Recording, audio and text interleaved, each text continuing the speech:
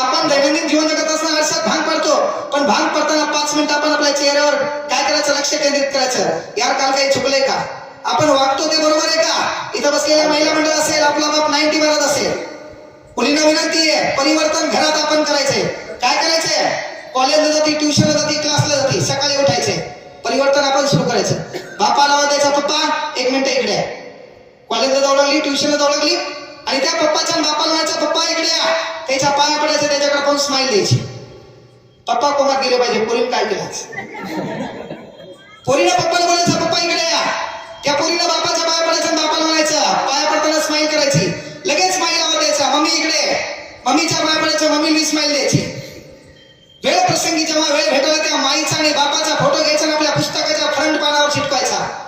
शाळेमध्ये गेली, कॉलेजमध्ये गेली, एखादा भिकारचोट आपल्याला इन्स्टाला मेसेज पाठवते, पोर्टल डेंजरांचं मेसेज डायरेक्ट नाही पाठवत, पहिले एक टिंब पाठवते, टोप सेंड. आमची पाहत नाही, पण हिला कळते त्याने मेसेज कायसाठी पाठवला. ते 2 टिंब पाठवते तरीही पाहत नाही, मग ते 3 टिंब पाठवते आणि मग ही रिप्लाय देते, हम कोणाला कळतंय, हम ऍक्सेप्ट. नवीन ट्रेन. आमच्या पोरगं डेंजर, मग त्या टिंबात बदल करते. पहिले 1 टिंब, नंतर 4 टिंब जोडून, पुन्हा 3 टिंब जोडून हिला पाठवते. हिला माहित आहे काय आहे त्याचं. हा, तू काय काल्याच्या कीर्तनाला आली नाही, मला माहिती. आमच्या पोरगं तेवढ्यावर थांबत नाही, मग डायरेक्ट पिंपळाचं पान पाठवते, लाल भडक. आणि त्या पिंपळाच्या पानाचं वैशिष्ट्य जी साप, जी साप. मग काय, सेम टू यू. माती झाली तुझी, सेम टू यू म्हणली, माती झाली. याचे दिवस खराब, तिचे दिवस खराब, दोघं बोलतात, नंतर नंबरवर येतात. हे सांगायला कारण एकच आहे बाबा, की पोरींना पोरियो, आपला विषय याच्यासाठी नाही. आपला विषय येणाऱ्या काळात आपला निकाल लागला, सर्व काही बदलणार आहे. मायबापांना विनंती आहे, आपलं पोरगं कोणाच्या संपर्कात हे पाहायचं, कोणासोबत राहिलं ते पहा. आणि बाप आपला एखाद्या किराणा दुकानावर कामाला ना आणि आपलं पोरगं शर्टिंग करते, आपल्या बाप पोराला स्टारचे कपडे माहिती आहे, आपल्या पोराला पेपर कॉटन माहिती आहे, आपल्या पोराला कपड्याचे ब्रँड माहिती आहे. तर एक मुलगा म्हणून तुमचं सांगालो, की तुम्ही जर एखाद्या किराणा दुकानावर कामाला असाल, तुम्ही एखाद्या शेतात लोकांचं काम करत असाल, स्वतःचं काम करत असाल, तर एक काम करायचं, एक दिवस आपल्या पोराला आपल्या सोबत न्यायचं. आपण एखाद्या दुकानात काम करतो का सोबत न्यायचं, तर तो दुकानाचा मालक आपल्या बापाला कोणत्या शब्दात बोलतो हे एकदा हरामखोराला कळू द्या. आपल्या बापाला ते कोणत्या शब्दात बोलतो हे कळू द्या. त्यानंतर आपला बाप एखाद्या साला नसेल तर आपला बाप काय भूमिका करतो, तो मालक आपल्या बापाला कसा झिडकारतो, शेवटचा महिना संपल्यावर आपला बाप पैसे मागण्यासाठी किती बेजार होतो, हे हरामखोराला कळू द्या. म्हणजे हे लोकांच्या नादी लागणार नाही. पुस्तकाचं आयुष्य बदल, नीट अभ्यास करेल, बापाचं नाव मोठं करेल. आणि ते यानं आता नाही केलं.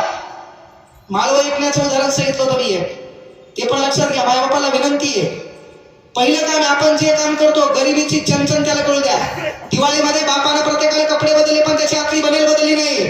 ती बनेल पोरानं पाहिलीच पाहिजे, त्या बनेलचे छिद्र पोरानं पाहिलेच पाहिजे. आणि बापाला आपण खेड्यामध्ये ग्रामीण भागात पाहिलं, इथेही पाहिलं असेल, आणि आपल्या गल्लीमध्ये कोणतरी छानपैकी 4 व्हीलर घेऊन आले, तो 4 व्हीलर घेणारा कोण आहे, आणणारा कोण, एखादा नेता आहे, कोणी एखादा प्रशासकीय अधिकारी आहे, कोणी एखादा नोकरदार आहे. पण आपला बाप शेती करतो, आपल्या बापाला स्प्लेंडर नशिबात नाही. पॅशन गाडीवर पळूपळू आपला बाप बेजार आहे. गाडी पंक्चर झाल्याच्यानंतर ती काढायची व्यवस्था आपल्या बापाकडे नाहीये.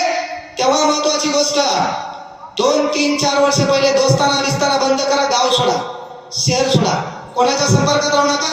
काय छकमारायचे मारा, रात्रीचा दिवस करा, पण गाव सोडा. 5-6 वर्षामध्ये काय पैसे कमवायचे, तुम्हाला सेकंड हँड गाडी घ्या, सेकंड हँड गाडी घ्या. ती गाडी घेऊन बाहेर आणि आपल्या बापाला बोलवा, आपल्या बापाला बाजूच्या सीटवर बसवा, तीच गाडी घेऊन त्या गावाचा, त्या घराचा. त्या घरात महत्वाची गोष्ट, बाप गेला त्याला थाटात उतरवा, त्याचा सत्कार सन्मान करा.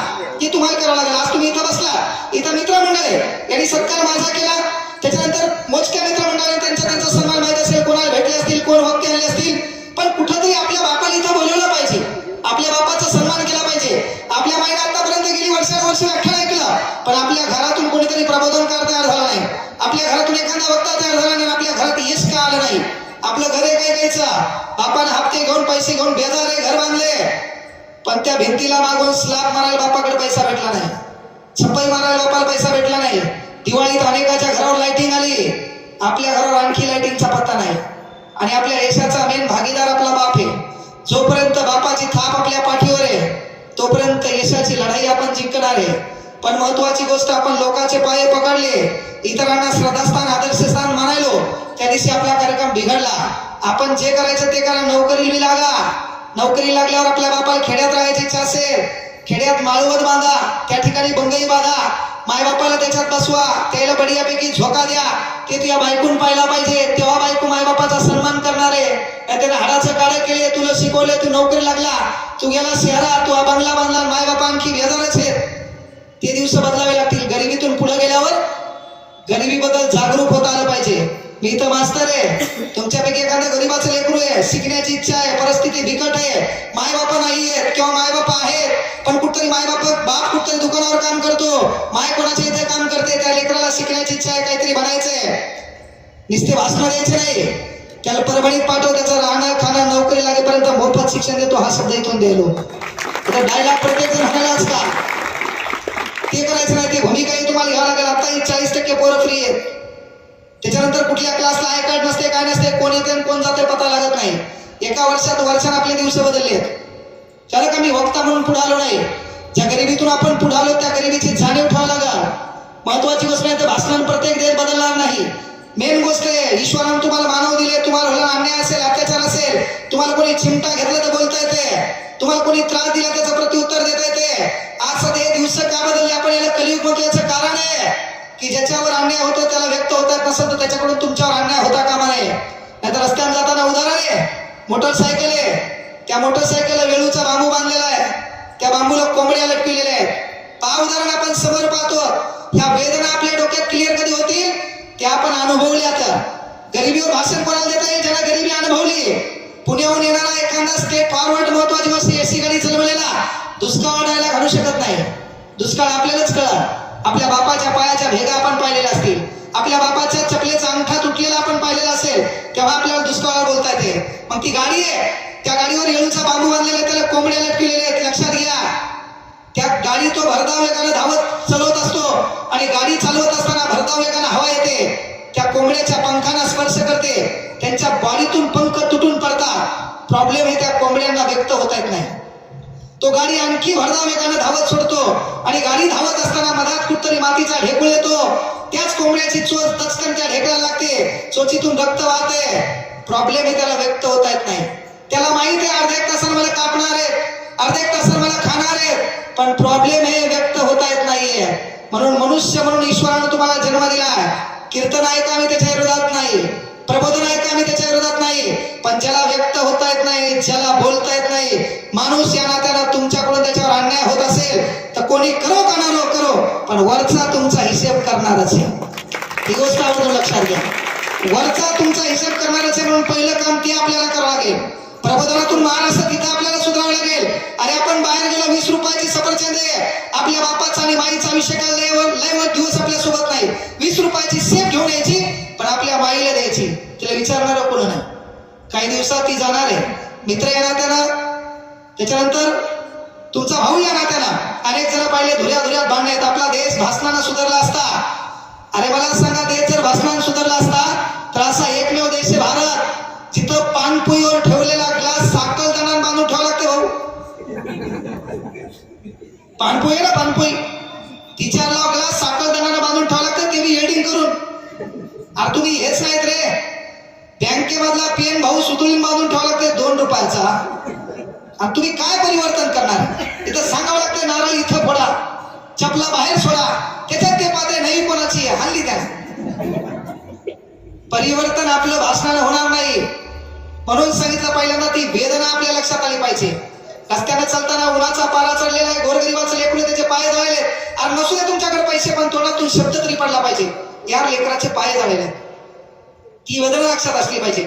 युवकांना तर पोरांना विनंती आहे, पोरो घरी काही हो, असं आपल्या बापाच्या अस्तित्वासाठी आपल्याला लढावं लागेल. आपल्या बापाला पण कोणीतरी सन्मानानं म्हणलं पाहिजे, बसा काका. आपल्या बापालाही कोणी म्हणलं पाहिजे, चहा घ्या. आपल्या बापाच्याही कोणीतरी पाया पडलं पाहिजे. गावाकडे ग्रामीण भागात पोळ्याला सण होता, पाया पडायला पण सरपंचाच्या घरी जायचो, पाया पडायला पण पोलीस पाटलाच्या घरी जायचो, आणि आपला बाप 4-5 नारळ घेऊन आपल्या घरी यायचा. का? ही व्यवस्था आपल्याला बदलावं लागेल. ग्रामीण भागात तेच चालू आहे. आता पंगत असती, पंगत सप्ताह, त्या सप्त्यामध्ये झाली का पंगत? 5 दिवस आहे का? दररोज जेवायला असते का? चालेल नाही तुम्हाला? हा, हे सांगायला मी की बाबा ती पंगत असते, त्या पंक्तीमध्ये तुम्ही जेवायला बसता, अशी छानपैकी लाईन लागली असेल है ना. त्या चटईवर तुम्ही जेवायला बसल्यावर पहा त्या ठिकाणी एखादा नेता आला, महत्वाची गोष्ट एखादा पदाधिकारी आला, त्या ठिकाणी महत्वाची गोष्ट व्हाईट शर्ट घालून कोणीतरी मी असा आहे अमकाय ढमकाय तू आला, तर त्याला वाढेकरी विचारणारे डेंजर असतात. पत्रवाळी आणू, द्रोण आणू, ग्लास आणू, अरे त्याच्या पुढे पुढे करतात, नरम पोळी आणू, रस्सा आणू. तेच एखादा गरीबाचा बाप येतो, कुठंतरी काम करायला असतो, बेजार असतो, तो जेवायला बसताना हातान पत्रवाळी घेतो, हातान ग्लास घेतो, हातान पाणी घेतो. म्हणजे आपला प्रॉब्लेम आहे, आपण गरीब आहे, पण आपल्याला सवय लागली श्रीमंत बोकांडीवर घ्यायची. पहिलं परिवर्तन ते करा. जिथं व्यवस्था नाही का त्या व्यवस्थेपर्यंत आपल्याला जाता आलं पाहिजे. आज आपण सत्य घातले भांडे, आपण श्रीमंताला फोन करून बोलवलं जेवायला असं आहे, त्याला फोन करून बोललं जेवायला. पण महत्वाची गोष्ट इथं बसलेली एखादी आजी असेल, तिचं लेकरू दारू पेत असेल, घरामध्ये त्याचं लक्ष नसेल, तिच्या संध्याकाळच्या जेवणाची व्यवस्था नसेल, आपण सत्य करा, मी त्याच्या विरोधात नाहीये, पण त्या सत्यामध्ये उरलेला पैसा असं एखादा क्विंटल गहू घ्या, तांदूळ घ्या, त्या आजीच्या घरात घेऊन टाका, तेच फार मोठं पुण्य आहे. हे आपल्याला करावं लागेल. कारण का प्रत्येक जण तुम्हाला इमोशनल भाषण द्यायला आणि तुम्ही इमोशनल व्हायले, याच्यामुळे महाराष्ट्र मागे आहे. कारण का भाषणाला परिवर्तन होणार नाही. इथं बसलेल्या माता माऊलींना विनंती आहे, पहिल्यांदा तुमच्या दोघांत एकमेकात प्रेम पाहिजे.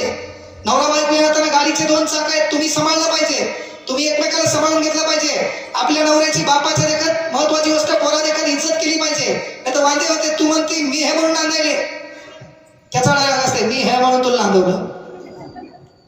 पहिले तुम्ही बदललं पाहिजे. नवरा येणार त्यानं आपलं चुकले, अरे मोठ्या मनाने बायकोला माफी मागा. लोकात मागायची गरज नाही, एकांतात मागा. गेली तू मागतच असतो, म्हणजे एकांतात माफी मागा, काही फरक पडत नाही. आपलं चुकले, मोठ्या मनाने माफी मागा. तिचं थोडंफार चुकले, अरे मोठ्या मनाने माफ करा. पण व्हायला काय, ऍडजस्ट करायला कोणी तयार नाही. प्रत्येकाच्या अंगात ॲटिट्यूड घुसला. 60 वर्षाचा विषय बोलो, आपला मित्र एखादा नाराज दिसला, चेहऱ्यावर दुःख दिसलं. प्रत्येक प्रश्न पैशाने सॉल्व्ह होत नाही. एखादा प्रश्न असा बी असतो, त्याच्या पाठीवर हात ठेवा आणि फक्त म्हणा मी तुझ्यासोबत हे ताण घेऊ नको, तरी ते वाचू शकते, तरी ते वाचू शकते. आजकाल 30-35 मध्ये आत्महत्या करण्याचं प्रमाण वाढलं सर्वाधिक जास्त. भगतसिंगांनी आत्महत्या केली का? नाही.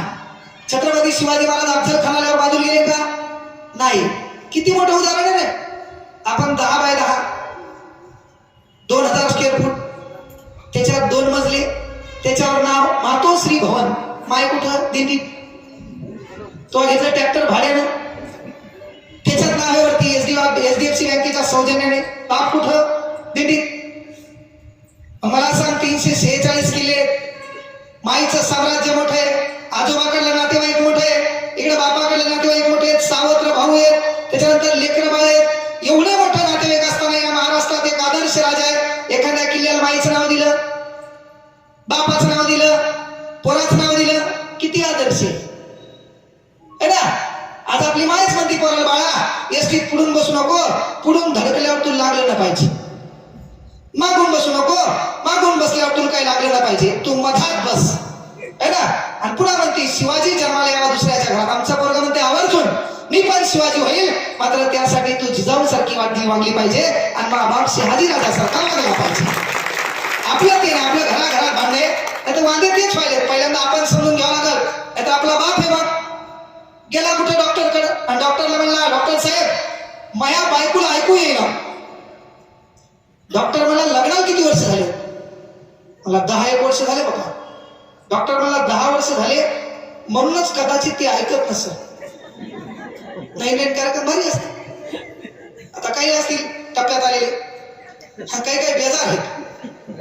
3 पोरी पाहायला गेला, 4थ्या पोरीपासून पोरगी त्यांना पसंत करायला, दिसायला बी दलिंदर आहे म्हणले है ना. आणि मग महत्वाची गोष्ट डॉक्टरकडे गेले, डॉक्टरला म्हणते माझ्या बायकोला ऐकू ना. डॉक्टर हुशार होता, ते मला एक काम करा, टेप घेऊन जा आणि तुमच्या बायकोला कुठून कुठपर्यंत ऐकू येत नाही का मोजून आण. हे गेलं टेप घेऊन, टेप मोजायचं. तर बायको कुठून कुठून ऐकू येत नाही मोजून आणायचं म्हणलं. हे गेलं चौकातूनच बोंबलं, अगं दरवाजा उघड, वंशाचा दिवा, घरात वंशाचा दिवा.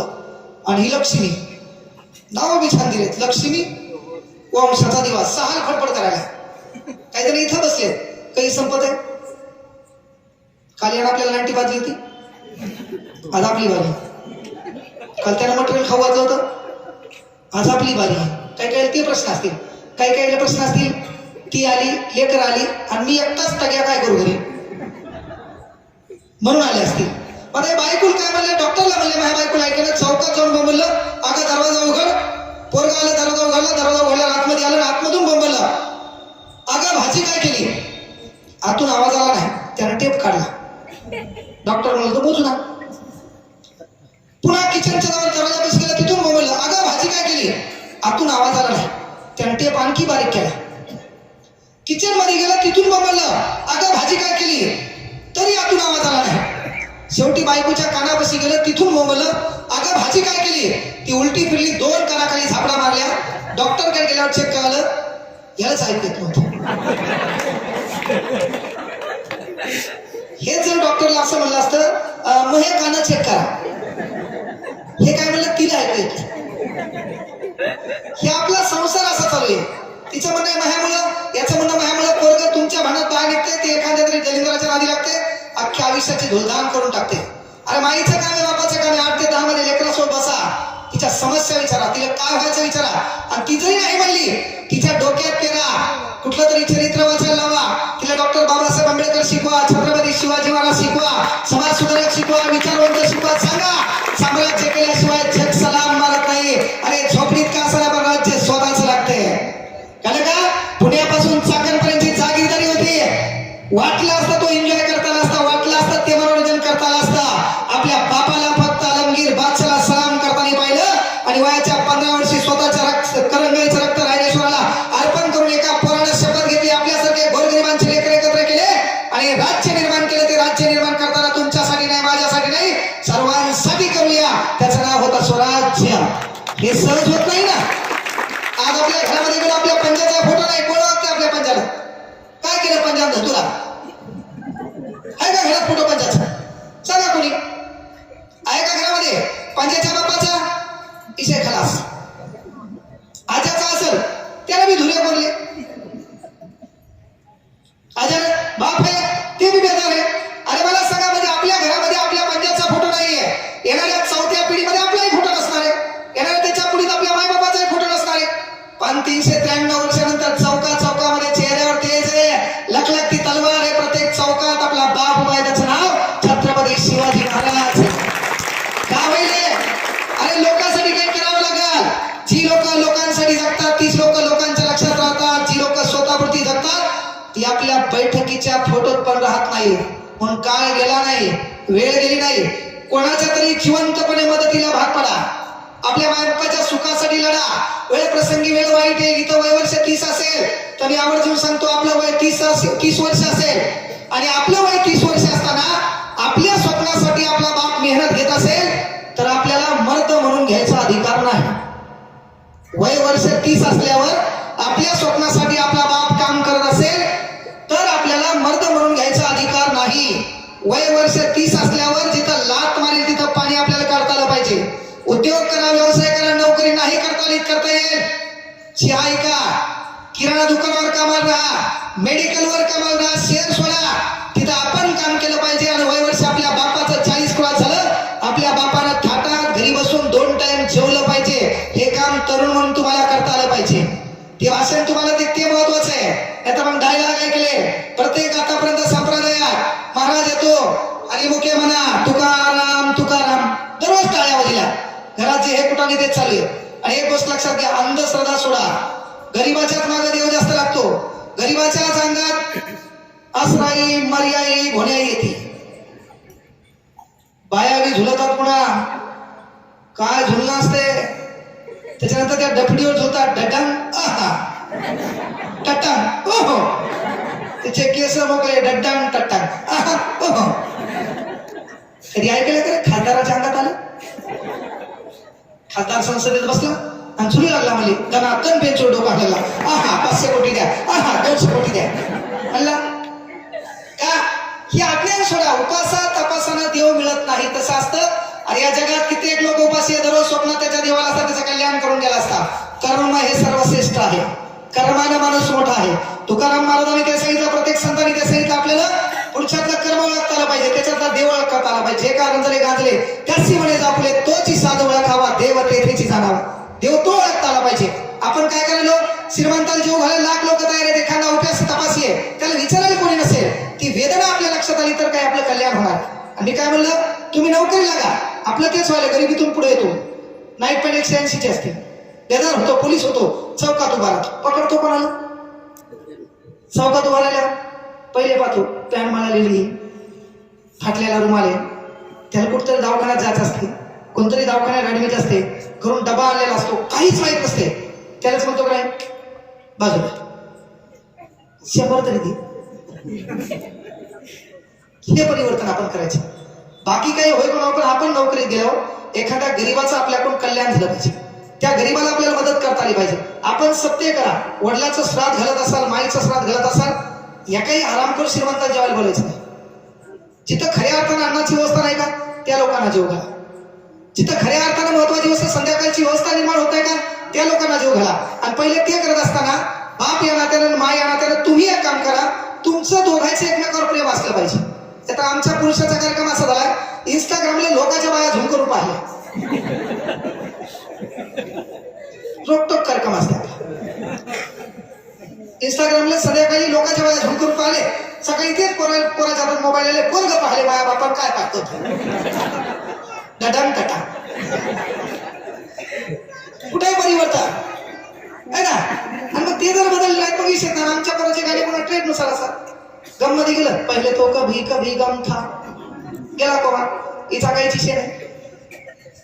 मी सांगायचं तात्पर्य एकच काढलं की बा तुमचं एकमेकात प्रेम असेल, तुम्ही एकमेकाला सांभाळून घेतला असेल आणि तुमच्या दोघात लेकरांच्या भवितव्याबद्दल चर्चा होत असेल तर आपलं लेकरू वाया जाऊ शकत नाही, जाऊ शकत नाही.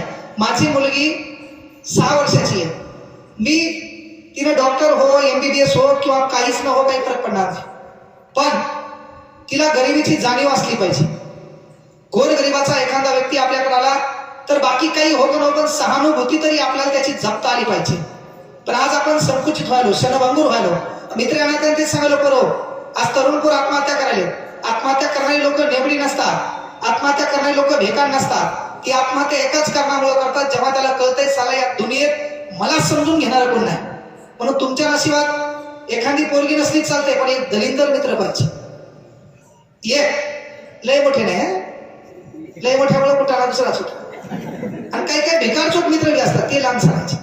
तो ट्युशनला जातो, कॉलेज जातो, सर्व काही सुरळीत चालू असते, कॉलेजमध्ये बसतो, याच्या बाजूचा दलिंदर यायला म्हणते मायच्या 8 तास फक्त तू ह्याकडेच पाहू लागली, मेलं नाही.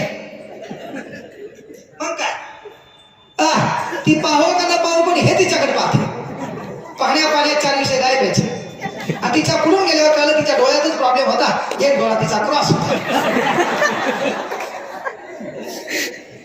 मित्र बी चांगले पाहिजे. आता तुला विश्वास नागरे पटला, भाषण ऐकलं, तू आज मित्र तुला म्हणते तू याव का का IPS होण्याच्या. अरे आपल्या लोकांनी डिवचलं पाहिजे, आपल्या लोक म्हणले पाहिजे चला हे करू शकत नाही. आणि मी तुम्हाला सांगितलं एकच काम करा, लॅबमध्ये बसायला कुठेही जा, पूर्ण पण ते सांगितलं मी की बाबा आपल्या बापाच्या पाया पडली सकाळी, तू माईच्या पाया पडली, त्या पुस्तकावर त्या दोघांचा फोटो लाव का. एखादा दलिंदर आपल्याला बोलण्याचा प्रयत्न करेल एखादा, आणि प्रत्येक पोरगा लक्षात घ्या, प्रेम प्रेम काही नसते. काही जण मला ते इंस्टाग्रामवर भिकार छोटे कमेंट करणारे, ते एक सुधरा झालं है ना. ते कमेंट मध्ये तुम्हाला एवढा वेळ आहे कसं काय. फेसबुकवर एखादे पोस्ट टाकते पहा, 2+2+2 खाली 1